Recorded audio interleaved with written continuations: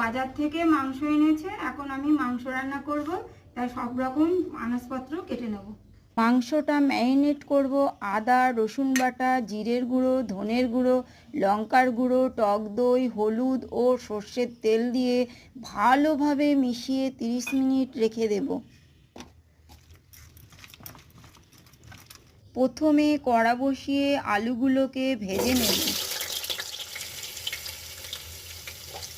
ফোড়নগুলো দিয়ে দিলাম, পেঁয়াজগুলো দিয়ে দেব, টমেটোগুলো দিয়ে দেব। এবারে ম্যারিনেট করা মাংসগুলো দিয়ে দেব।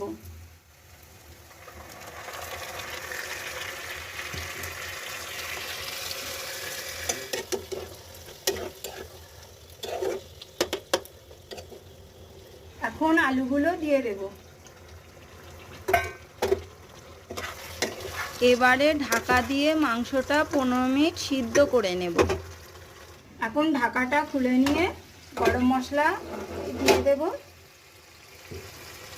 আর পরিমাণ মতন জল দিয়ে দেব। 5-7 মিনিট মতন ফুটিয়ে নিলে তৈরি হয়ে যাবে আজকের মাংসের রেসিপি।